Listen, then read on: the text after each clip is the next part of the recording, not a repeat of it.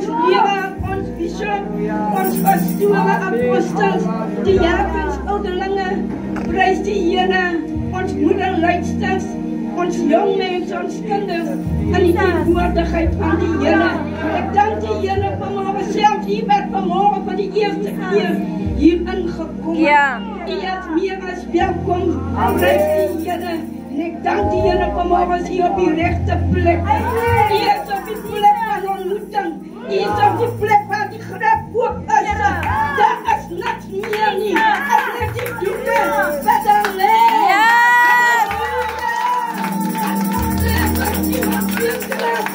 Die Here heeft opgestaan. Hij is opgestaan vanmorgen. Halleluja. En hoe is hij opgestaan? En ik kan u zijn leven. Hoedanig is hij opstanden. Vanmorgen ik kan u zijn leven. Prijs die Here. Het zijn van zo'n aarde dat die ander kan zien. Want ik lees in die boeken. Daar in Johannes 20. Toen Martha Maria daar kwam.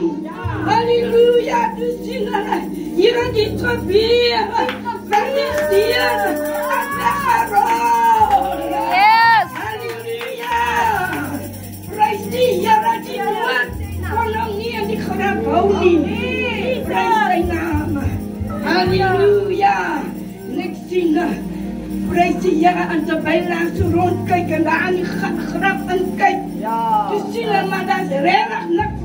Het is net die doeken wat er ligt. Het is net die doeken wat er ligt. En die engelen zijn voor en dan vragen voor die engelen wezen. Maar waar is hij? Was het hem hier gelegen? Was het hem hier om hem weer te balsen? Halleluja. Waar hij zegt. Jullie moet niet verprezen. Yes. Hij is niet meer hier niet. Amen. Prijs die Here. Hij is opgestaan. Prijs die Here. Hij is opgestaan. We staan op voor Jezus. Ja. Die doeken en die grachten. Lossen daarachter. En we staan op voor Jezus. Prijs die Here.